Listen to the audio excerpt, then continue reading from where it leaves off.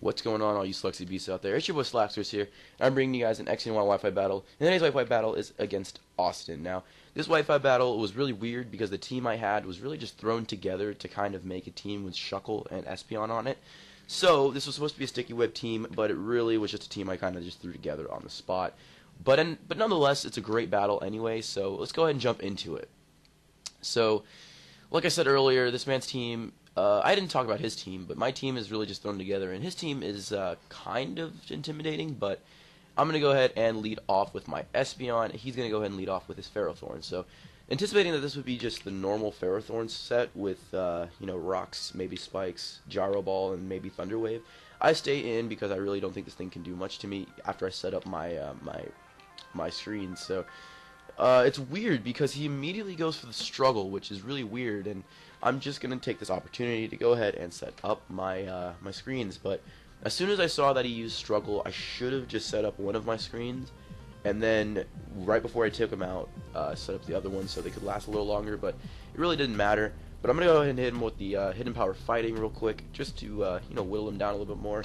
So he's going to go ahead and go for struggle again, which I believe is going to, because of the recoil, take him out. So yeah, he is out, so there we go. So now he's going to go into his Togekiss. I'm not extremely afraid of this Togekiss. I have something that can hard wall this thing, but I'm going to go ahead and go for the Psychic just to see what type of Togekiss this is. That does a decent amount of damage, so I don't think it's terribly bulky, but it's not terribly quick either. I mean, it's not, at least it's not like the Scarf set. So this isn't going to really do that much, but he's going to go ahead and set up the Nasty Plot. And I was thinking if I can get a high roll on this next Psychic, I am going to be able to take this thing out. But unfortunately, I don't get it, which is really sad, but it's perfectly fine because I am going to be able to switch into my Heatran. Now, Heatran easily hard walls this thing. You don't understand. There is nothing that this thing can do to Heatran that would do anything. Especially because this thing does have the new Fairy typing, which does make it a little bit of an easier target, because not only does Psychic do nothing, but the Dazzling Gleam isn't going to do anything either. So he's going to go and switch into his Drip, which is his Goodra.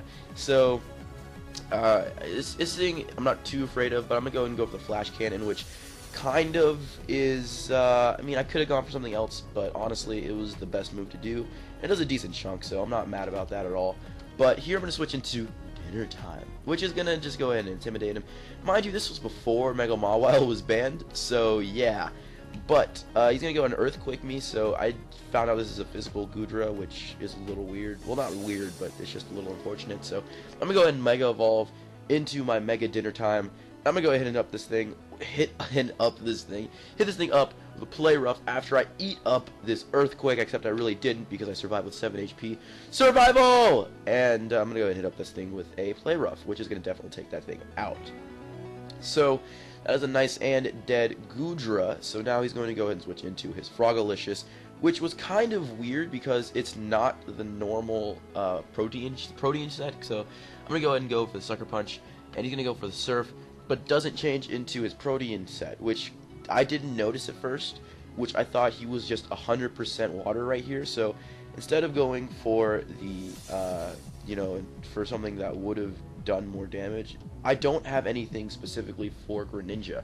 So I go for the Dark Pulse here, expecting that he was just a pure water type, but instead he's a water dark type like he normally is. So that's a little unfortunate, and he is going to take me out with this Surf. So I guess not having Protean kind of came in, so it's a little weird, but he may have been Specs, I don't know. No recoil damage, or not recoil, but no Life Orb damage or anything like that. He just kind of switches out here, which is kind of weird, but he does go into Togekiss to use my Shuckle as setup fodder in case he can get a couple lucky setup on me, a little lucky Nasty Plots and stuff like that. So he's gonna be Nasty Plotting here, thinking up some nasty things, and I'm just like, you fucking pervert. But anyways, I am gonna go ahead and Toxic him, which is going to go ahead and neutralize him. So that is really good. So here I'm gonna try and Encore him into whatever he decides to do, but unfortunately I do get flinched by this Air Slash. So I mean, that's a little unfortunate, but playing around with the flinch factor, it can always be pretty bad. So The toxic is gonna slowly rack up, so you have to keep that in the back of your mind, that toxic is there, because that thing is just kind of like a timer on this Togekiss's life. So I am gonna go ahead and encore this thing into the air slash. I know I was complaining about playing around with the flinches, but I really just wanted to set this thing up so that way, even if I do happen to survive a couple more turns, he can't roost all that back. So that was the main point of what I did. But he was going to go ahead and go for the air slash. So here, I'm really hoping I don't flinch so I can go ahead and set up my sticky webs, which I do, which is just perfect. Because now Shuckle has basically done everything in his power that it can. So here, I do want my Shuckle to die. I don't need it for death fodder anymore. I really just need to get a clean switch into my next poke and not waste any time. So I am going to go ahead and let this thing air slash me. So the toxic damage is going to keep racking up. So he's going to be basically down to a little bit of HP. So he is still encored into air slash, so he can't roost all of that back. So here I'm going to go ahead and switch into my Heatran, which really doesn't have anything to do in this battle except wall this Togekiss. But I am going to protect myself from the air slash so it can die to toxic, so I don't risk anything, risk a crit, risk anything like that. I just really wanted to get this thing done with. So that is a nice and dead Togekiss. Here he's going to switch into his Heracross, which is a little intimidating. The pink shiny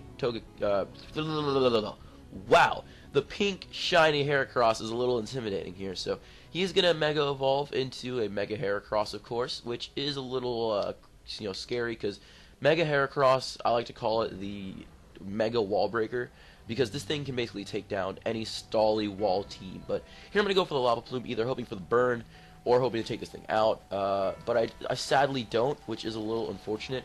And he's going to go ahead and close combat my face, which does take me out.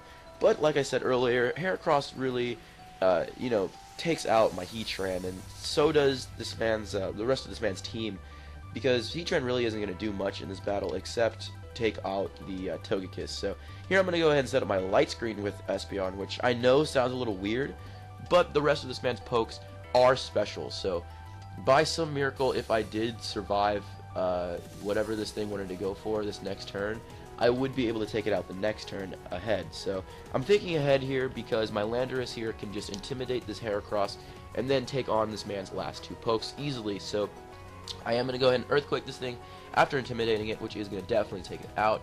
And of course, all he has left is his Greninja and one other Pokemon.